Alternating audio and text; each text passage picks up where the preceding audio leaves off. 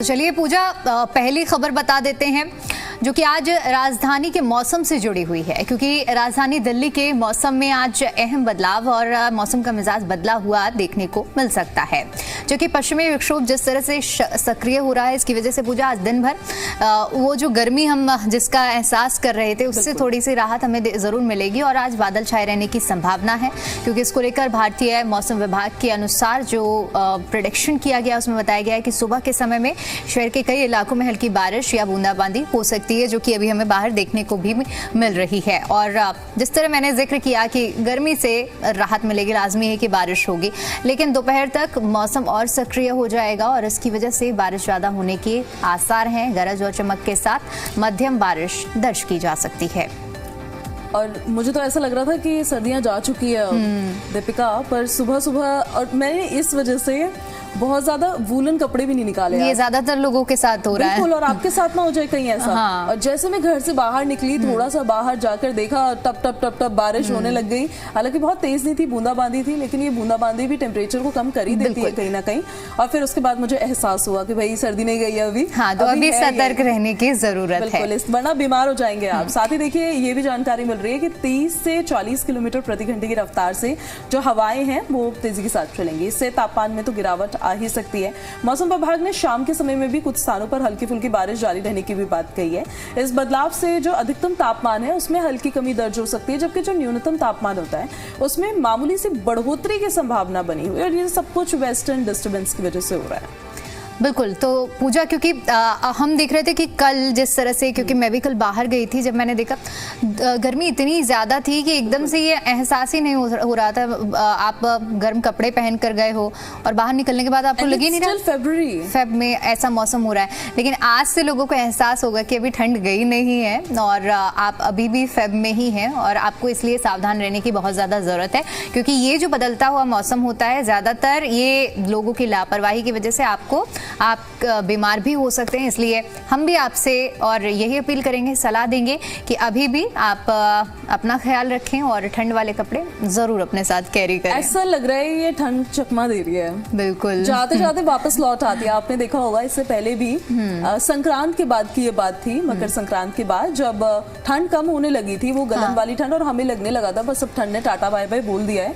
फिर अचानक से एकदम से बारिश हो गई, जब पहाड़ों पर भी बर्फबारी हो रही थी काफी ज्यादा, अचानक से बारिश हो गई, फिर से ठंड वापस आ गई। वही है ना कि हम उस टाइम पे भी ऐसे लग रहा था कि इस बार तो गर्मी जल्दी आ रही है, लेकिन वो एक सरप्राइज कमबैक इस बार क्या हर साल ये होता है, लेकिन हम लोग भूल जाते हैं कि पिछले साल क्या हुआ था, और फिर एक बार सोचते हैं कि इस बार तो ठंड जल्दी चली गई है, गर्मी जल्दी आ गई है। बिल्कुल। तो मौसम को लेकर अपडेट फिलहाल ये जो हम आपको बता रहे हैं, हल्की बूंदाबांदी सुबह के वक्त में हुई भी है और अभी भी कई जगहों पर हो रही होगी। येलो अलर्ट भी, बारिश को लेकर अलर्ट जारी किया गया है। अब हम आगे बढ़ते हैं और एक बड़ी काम की खबर अब आपको बता देते हैं। राजधानी दिल्ली में सरकारी शिक्षा को हाईटेक बनाने की दिशा में दरअसल एक बड़ा कदम उठाया गया है। सरोजिनी नगर के एक स्कूल से सीएम श्री स्कूल योजना की औपचारिक शुरुआत हुई है, जिसमें पहले चरण में 75 सरकारी स्कूलों को शामिल किया गया है। और इस कार्यक्रम में केंद्रीय शिक्षा मंत्री धर्मेंद्र प्रधान, मुख्यमंत्री रेखा गुप्ता और शिक्षा मंत्री आशीष सूद मौजूद रहे। अब देखिए पूजा, ये तो बड़ी अच्छी बात है। दिल्ली का जब हम जिक्र करते हैं तो दिल्ली में तो सरकारी स्कूलों की बल्ले बल्ले वाहवाही कितनी ज्यादा रहती है, लेकिन अब जब सीएम श्री स्कूलों की हम बात कर रहे हैं तो वहां पर भी इसे हाईटेक बनाने के लिए बात कही जा रही है। भले ही सरकार बदली है, लेकिन दिल्ली वालों का फायदा कम नहीं हुआ है सरकारी स्कूल के मामले में। अब इस योजना के तहत फायदा क्या होगा, ये भी आप जरा सुन लीजिए। 7000 कक्षाओं को एआई आधारित स्मार्ट क्लासरूम में बदला जा रहा है। यहाँ मतलब आप समझिए कि एआई से लैस अगर कोई क्लासरूम रहता है तो वहां पर कितनी टेक्नोलॉजी का इस्तेमाल करते हुए बच्चे कितना कुछ सीख सकते हैं, ये भी एक बड़ा फायदा होगा। अब सरकार का इसके पीछे का उद्देश्य क्या है कि पारंपरिक ब्लैक बोर्ड से पढ़ाई को हटाकर आर्टिफिशियल इंटेलिजेंस और डिजिटल टूल्स के माध्यम से बच्चों को एडवांस शिक्षा दी जाए। पूजा, मुझे लगता है कि हमारे टाइम पे जो ब्लैक बोर्ड होता था फिर ग्रीन बोर्ड में शिफ्ट हुआ, लेकिन अब जो समय आ रहा है, मेरे को लगता है आने वाले 10 सालों में वो ब्लैक बोर्ड, डस्टर, चौक सब कुछ खत्म हो जाएगा। और जिस तरह से अभी एडवांस करने की बात की जा रही है शिक्षा को, तो आने वाले समय में तो यही है कि टेक्नोलॉजी के साथ साथ ये बदलाव जरूर देखने को मिलेगा। हमारे टाइम पे ना वो ब्लैक बोर्ड और ग्रीन बोर्ड जो होता था, उसके साथ साथ जब मैं स्कूल में थी तब तो मैंने ये सुना भी था कि हम लोगों को टैब्स दिए जाएंगे, उसमें पढ़ाई करवाई जाएगी। लेकिन वो आप देखिए अब वो अब अप्लाई हो पा रहा है प्रॉपर्ली। मुझे याद है पूजा, जब मैं 11th में आई थी तब हमारे यहाँ स्मार्ट क्लासरूम का कॉन्सेप्ट आया था, और वो भी हमारे क्या होता है कुछ स्पेसिफिक पीरियड्स में होता था कि लेकर जाते थे हमें कि चलो स्मार्ट क्लास से आपको पढ़ाया जाएगा। लेकिन अब तो ये टेक्नोलॉजी ज्यादातर पूरे क्लासरूम्स में हो चुकी है और दिन भर स्मार्ट क्लासेस से पढ़ाई कराई जा रही है, लेकिन अब तो इसे और भी ज्यादा एडवांस बनाया जा रहा है। बिल्कुल। एंड मुझे तो लगता है एआई इम्पैक्ट समिट का भी कुछ कुछ असर जो है वो कहीं ना कहीं होता नजर आ रहा है। आर्टिफिशियल इंटेलिजेंस देखिए जितनी खतरनाक मानी जाती है ना एआई, उतना ही ज्यादा अगर on a positive note, on a growth purpose देखा जाए तो वो काफी ज्यादा बेनिफिशियल भी है अगर सही तरीके से उसका इस्तेमाल हो। तो देखिए 31 मार्च 2026 तक सभी स्मार्ट क्लासेस पूरी तरीके से शुरू हो जाएंगी, ये लक्ष्य रखा गया है। और इसके अलावा 175 नई आईसीटी लैब्स होंगी और 100 से अधिक डिजिटल लाइब्रेरीज होंगी, 175 लैंग्वेज लैब्स तैयार की जा रही हैं और छात्रों को ऑडियो, वीडियो और प्रैक्टिकल माध्यम से सीखने का इसमें अवसर मिलेगा। मुझे लगता है कि जब हम बहुत छोटे हुआ करते हैं तब तो कंप्यूटर लैब ही हमारे लिए सब कुछ हुआ करती थी कि भाई आज कंप्यूटर का पीरियड लगने वाला है और हम कंप्यूटर लैब में जाएंगे, लाइन लगा के पहुंचते थे। तो ये भी एक एक्सपीरियंस होता है। लेकिन अभी जिस तरह से आपने जिक्र किया एआई, तो मुझे ऐसा लगता है कि हर चीज के अपने पॉजिटिव और नेगेटिव होते हैं, लेकिन हम पे डिपेंड करता है कि हम किस तरह से यूज करते हैं। एआई सुबह से ही हम उठते हैं तो ज्यादातर हमारी जो यूजेज में शामिल हो चुकी है, हिस्सा बन चुकी है। बिल्कुल, आंख खुलते सबसे पहले व्हाट्सएप देखते हैं, ये सब कुछ टेक्नोलॉजी तो है और क्या है। और चलिए आगे हम बढ़ेंगे, लेकिन आगे हम आपको और खबरें बताएं उससे पहले हम आपको जरा ये बता देते हैं कि आप जी दिल्ली एनसीआर हरियाणा के साथ डायरेक्ट कनेक्ट कर सकते हैं। कैसे कनेक्ट करेंगे आप अपनी समस्याएं हमें बता सकते हैं, क्योंकि जी दिल्ली एनसीआर हरियाणा दीपिका वैसे भी जनता की समस्याओं को बार बार प्रसारित इसलिए करता है, इसलिए हम ब्रॉडकास्ट करते हैं ताकि उन समस्याओं का निदान हो, वो ठीक हो जाए, रिजॉल्व हो जाए वो इश्यूज। और होते भी हैं कई बार, कहीं पर काम नहीं हो रहा है वो काम फटाफट हो जाते हैं। तो आप अपनी समस्याएं हमें बता सकते हैं। कैसे बताएंगे? सोशल मीडिया प्लेटफॉर्म के थ्रू, वेदर ट्विटर हो, इंस्टाग्राम हो, फेसबुक हो, यूट्यूब हो, जो हमारी रील्स हम अपलोड करते हैं उस पर कमेंट करके आप बता सकते हैं। कैसे आपको कमेंट करना होगा उसका एक तरीका है #दिल्ली वाला रेडियो टीवी, क्योंकि इसी शो में उठाई जाएंगी आपकी समस्याएं और फिर अपनी समस्या आपको लिखनी होगी। आप हमारे हैंडल से कनेक्ट हो सकते हैं, जैसे जी दिल्ली एनसीआर हरियाणा हर प्लेटफॉर्म पर मौजूद है। अगर आप वहां भी कनेक्ट नहीं हो पा रहे हैं तो आप मेरे सोशल मीडिया हैंडल से कनेक्ट हो सकते हैं, पूजा खंडूरी के नाम से है। वहां भी नहीं कनेक्ट हो पा रहे हैं आप तो दीपिका के सोशल मीडिया हैंडल से कनेक्ट हो सकते हैं। @दीपिका ओझा नाम से आपको दीपिका का सोशल मीडिया हैंडल मिलेगा। आपको बस करना क्या है, इसका एक ही तरीका है और ये मुझे लगता है सबसे इजीएस्ट वे होता है कनेक्ट करने का, कि आप जो रील्स होती हैं, जो वीडियोस होती हैं उस पर जाकर कमेंट करें, लेकिन #दिल्ली वाला रेडियो टीवी जरूर लिखना भाई, तभी हमें पता लगेगा कि उसके लिए समस्या है आपकी। बिल्कुल। तो देखिए, आपकी आवाज हम बनते हैं, रोजाना ऐसे मुद्दे हम उठाते हैं जो कि आपके सरोकार से जुड़े हुए, और इसीलिए अगर ऐसी कोई भी समस्या अगर आसपास आपके है जिसको आप चाहते हैं कि हम उस मुद्दे को उठाएं, उस पर बातचीत करें और सभी के बीच में इस मुद्दे को रखें, तो आप जैसे कि अभी पूजा ने बताया कि आप हैशटैग का यूज कर सकते हैं। इसके अलावा आप हमारे जो ट्विटर हैंडल्स हैं वहां पर भी आप अपनी समस्या रख सकते हैं और हम पूरी कोशिश करेंगे कि आपकी ओर से बताई गई समस्याओं को, उन मुद्दों को उठा सकें और उन पर खबर दिल्ली वाला रेडियो टीवी में आप तक पहुंचा सकें। लेकिन आपको हैशटैग का इस्तेमाल जरूर करना है। तो ये खबर केवल आप तक ही नहीं पहुंचेगी, ये खबर वहां भी पहुंचेगी जहां से इस खबर पर असर होगा, इस खबर का असर होगा और आपकी समस्या का समाधान होगा। अब हम आगे बढ़ते हैं दीपिका, और एक बड़ी खुशखबरी वाली खबर ही है ये, मेट्रो से जुड़ी हुई, क्योंकि दिल्ली की लाइफलाइन कही जाती है मेट्रो। तो चलिए अब आपको ये भी बता देते हैं, दिल्ली वासियों को एक बड़ी खुशखबरी मिलने वाली है। दरअसल राजधानी में मेट्रो के नेटवर्क को विस्तार करने के लिए फेज 4 के 2 अहम कॉरिडोर, जैसे मजलिस पार्क जो कि मौजपुर और दीपाली चौक मजलिस पार्क, जो कि अब पूरी तरह से तैयार हो चुका है। इन दोनों रूटों पर जल्द ही मेट्रो की सेवा शुरू होने जा रही है।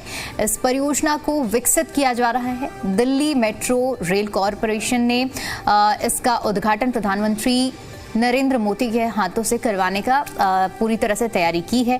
अब ये भी जान लीजिए कि इस कॉरिडोर से आपको फायदा क्या होगा, क्योंकि मुझे याद है कि जब मजलिस पार्क वाली मेट्रो लाइन की शुरुआत की गई थी तो भी लोगों को एक बड़ा ब्रेक थ्रू मिला था। मेट्रो के लाइन को हर एक कॉर्नर में इस टाइम पे एस्टैब्लिश करने में DMRC लगी हुई है और मुझे लगता है कि बहुत बड़ी सहूलियत हो जाएगी जब इसे भी एक एक्सटेंशन दिया जाएगा और इसीलिए अब ज्यादातर जो एरियाज हैं उसे DMRC ने पूजा कवर कर ही लिया है। कनेक्टिविटी को बहुत ज्यादा बढ़ाया जा रहा है और वो बहुत जरूरी थी दिल्ली के अंदर, वरना लोग बड़े परेशान होते थे। मेट्रो आने से तो बहुत राहत लोगों को मिली है। ये जो नए कॉरिडोर है उससे उत्तर पश्चिम और पूर्वी दिल्ली के बीच में कनेक्टिविटी और ज़्यादा मजबूत होगी। जो ऑफिस जाने वाले लोग हैं या फिर जो स्टूडेंट्स हैं या जो व्यापारी हैं उनको सीधे तौर पर इससे फ़ायदा मिलेगा। कश्मीरी गेट और नेताजी सुभाष प्लेस जैसे प्रमुख इलाकों तक पहुंचना जो होगा वो आसान हो जाएगा। साथ ही सड़कों पर ट्रैफिक का दबाव भी कम होगा। इसलिए बार बार अपील भी की जाती है कि आप ज़्यादा से ज़्यादा मेट्रो का इस्तेमाल करिए अगर कर सकते हैं आप, क्योंकि उससे ट्रैफिक पर दबाव तो कम होता ही है, प्रदूषण भी कम होता है। दिल्ली मेट्रो का ये विस्तार जो है राजधानी के लाखों यात्रियों के लिए तेज, सुरक्षित और सुविधाजनक सफर का नया विकल्प साबित होने वाला है। तो देखिए पूजा, क्योंकि देखिए ये एक्सटेंशन तो किया जा रहा है, लेकिन ना ज्यादातर हम देखते हैं कि पीक आवर्स में हम सड़कों पर उतरते हैं, जब भी गाड़ी लेकर निकलते हैं कितना ज्यादा हमें जाम का सामना करना पड़ता है, और उस टाइम के लिए सबसे बेस्ट होती है मेट्रो। आप मेट्रो लीजिए, वहां पर आपको किसी तरह का ट्रैफिक नहीं मिलेगा और आप एक मिनिमम अमाउंट में पहुंच जाएंगे। तो इसीलिए ज्यादातर लोग गाड़ी को ना प्रेफर करके अगर पॉसिबिलिटी है तो मेट्रो को ही प्रेफर करते हैं। और ऐसी जगह जहाँ पर मेट्रो नहीं पहुँच पाई है अभी, वहाँ पर भी अगर मेट्रो पहुंच जाए तो ये लोगों के लिए बहुत अच्छा और एक सुविधाजनक सफर होगा। और इसीलिए देखिए मेट्रो के कितने सारे एक्सटेंशन किए जा रहे हैं। ये फेज 4 के तहत ये 2 अहम कॉरिडोर हैं। मजलिस पार्क में जहां मौजपुर और दीपाली चौक तक ये एक्सटेंशन किया गया है और जो कि अब पूरी तरह से तैयार है, बस इंतजार है तो इसका उद्घाटन कब होगा और लोगों के लिए ये मेट्रो कब खोली जाएगी। इसके अलावा भी देखिए अभी हाल फिलहाल में ही कोई एक नया प्रोजेक्ट भी फेज 4 के तहत ही पूजा DMRC के ओर से चालू किया गया है, जिसमें 13 किलोमीटर का लंबा स्ट्रेच रहेगा। तो कुल मिलाकर अगर हम देखें कि दिल्ली मेट्रो लगातार इसी दिशा में काम तो कर रही है कि एक समय आएगा कि हम देखेंगे कि दिल्ली की छोटी छोटी जगहों पर भी अगर हम जाएंगे तो वहां पर आपको मेट्रो स्टेशन जरूर मिल जाएंगे, यानी कि कनेक्टिविटी पूरी तरह से स्टैब्लिश हो जाएगी दिल्ली के अंदर। तो देखिए 2 अहम कॉरिडोर है ये, मजलिस पार्क टू मौजपुर और दीपाली चौक टू मजलिस पार्क पूरी तरह से तैयार है। दोनों रूट्स पर जल्द ही मेट्रो सेवा शुरू हो जाएगी और परियोजना को विकसित किया है DMRC ने और इसका उद्घाटन प्रधानमंत्री नरेंद्र मोदी की तरफ से किया जाएगा।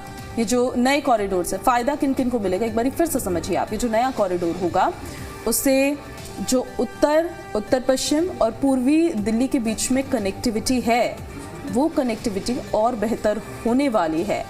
ऑफिस जाने वाले लोग, छात्र, व्यापारियों को सीधे तौर पर इससे फायदा मिलने वाला है। अगर आप कश्मीरी गेट जाना चाहते हैं या फिर दीपिका अगर आप नेताजी सुभाष प्लेस जाना चाहती हैं, ये ऐसे प्रमुख इलाके हैं जहाँ पर बहुत ज़्यादा लोगों का आना जाना होता है, तो वहाँ पर पहुँचना और ज़्यादा बेहतर हो जाएगा। और सड़कों पर तो ट्रैफिक का दबाव कम होगा ही, पोल्यूशन कम होगा और साथ ही साथ दिल्ली मेट्रो का ये विस्तार राजधानी के लाखों यात्रियों के लिए तेज होगा, सुरक्षित होगा, सुविधाजनक सफर का एक नया विकल्प कहीं ना कहीं साबित होता हुआ नजर आएगा। तो देखिए इसमें सीधा सीधा अगर हम NSP की बात करते हैं तो इससे पहले भी वहाँ पर मेट्रो स्टेशन है, लेकिन वहाँ पर 2 लाइंस की अगर कनेक्टिविटी हो जाएगी तो मेट्रो पर भी जो लोड हम देखते हैं वो कम हो जाएगा। पहले के समय में हम देखते थे पूजा कि मेट्रो का सिर्फ इंटरचेंज का एक ही ऑप्शन रहता था, वो राजीव चौक रहता था, लेकिन अब इसे एक्सटेंड किया गया और ऐसे ही अब बदलाव देखने को मिल रहा है। तो चलिए पूजा, अब दिल्ली में क्योंकि कुछ बड़ा हो रहा है तो उससे ट्रैफिक भी डाइवर्ट किया गया है, उसका हाल भी बता दीजिए। बिल्कुल, दिल्ली में आज ट्रैफिक से बचकर चलना आपके लिए ज़रूरी है। वैसे तो 16 to 20 के बीच में आपको अब संभलना ही होगा 16 फरवरी से लेकर 20 फरवरी के बीच में। भारत मंडपम में AI इम्पैक्ट समिट आयोजित हो रहा है, ये सब आपको पता होगा। इसकी वजह से शाम को 4 बजे से रात के 10 बजे तक विशेष ट्रैफिक एडवाइजरी लागू की गई है, क्योंकि 5 बजे से लेकर 9 बजे तक तो वैसे भी बहुत हैवी ट्रैफिक होता है दीपिका। अब VVIP मोमेंट्स यहाँ पर हो रही है, जिसको देखते हुए प्रगति मैदान, तिलक मार्ग, भैरव मार्ग और मथुरा रोड के आसपास कई रास्तों पर प्रतिबंध और डाइवर्जन्स रहने वाले हैं। तो अगर आप साउथ दिल्ली या फिर गुरुग्राम की तरफ से आ रहे हैं तो ज़रा सावधान हो जाइए, आपको रिंग रोड का इस्तेमाल करना होगा।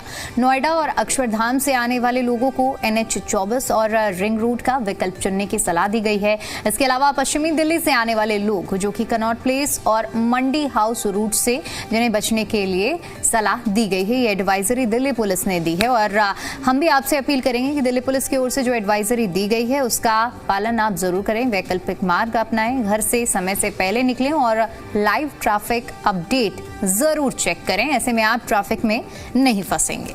पब्लिक ट्रांसपोर्ट का भी इस्तेमाल कर सकते हो आप। आज शाम की प्लानिंग के साथ निकलना है तो समझदारी के साथ। कल मैं सीपी गई थी, बहुत ट्रैफिक है वहां पर, और आपको मतलब इन शॉर्ट इतना समझना है कि तो जो ल्यूटियन जोन है ना दिल्ली के अंदर, क्योंकि ये सारा ल्यूटियन जोन के अंदर ही आता है, प्रगति मैदान, भारत मंडपम, वहां पर डाइवर्जन है, वहां पर जो सर्कल्स है ना, वहां पर कई रूट्स बंद हो सकते हैं क्योंकि वीवीआईपी मोमेंट्स हो रही हैं, कई बड़े बड़े लोग आ रहे हैं और वो मोमेंट की वजह से ट्रैफिक का डाइवर्जन हो रहा है। तो यूजुअली मैं क्या करती थी, जब मैं दिल्ली से अप डाउन करती थी दीपिका, तो मेरा रास्ता पड़ता था वो ल्यूटियन जोन से होते हुए जाने का, और मैं रिंग रोड को अवॉइड करती थी फिर, क्योंकि रिंग रोड पे आपको बहुत ट्रैफिक मिलता है जो इनर साइड वाला है, और मैं वहां से जाती थी।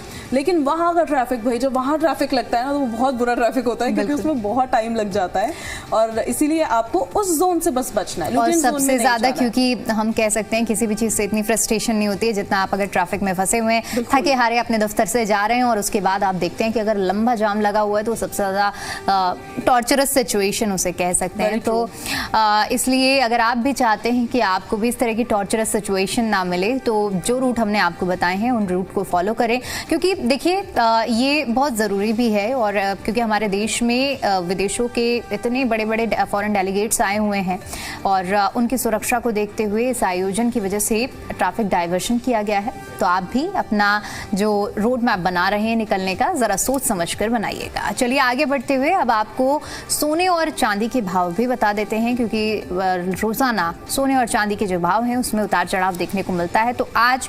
1,54,324 रुपए प्रति 10 ग्राम सोने के भाव रहने वाले हैं।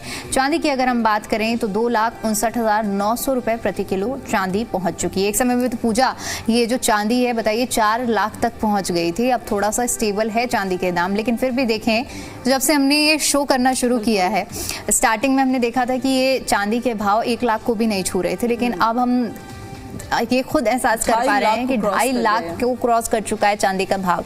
तो हालांकि हम भी यही, सोना भी पीछे नहीं है कुछ। हाँ। तब तो सोना भी मेरे ख्याल से जब हमने शुरू किया था ये कि 80-90 के आसपास था वो, बिल्कुल, और अब ये सोना 1,54,340 रुपए प्रति 10 ग्राम, ये 24 कैरेट सोने के दाम हम आपको बता रहे हैं जो अभी हो गया है। तो अभी तो मुझे लगता है कि कोई लेने के माइंड भी नहीं बना रहा होगा, मजबूरी में ही जो लेना चाहेगा, वरना तो देखिए इतना ज़्यादा दाम हो चुका है कि अगर आप एक नॉर्मल एक छोटी सी आप अंगूठी की भी बात करें जो पहले आपको 10,000 रुपए में मिल जाती थी, अब आप जाएंगे तो वही डबल हो गई होगी, वो 30-40 हज़ार की हो गई है। क्योंकि सोना जब हम खरीदते हैं तो खाली सोना नहीं है ना, उसमें आपको मेकिंग भी देना पड़ेगा, GST भी देना पड़ेगा, तो वो एकदम डबल से भी ज्यादा हो जाता है। जिन्होंने पहले सोना खरीद लिया होगा उनकी तो बल्ले बल्ले हो गई है, और कह सकते हैं ना कि सोने ने उन्हें लखपति बना दिया है।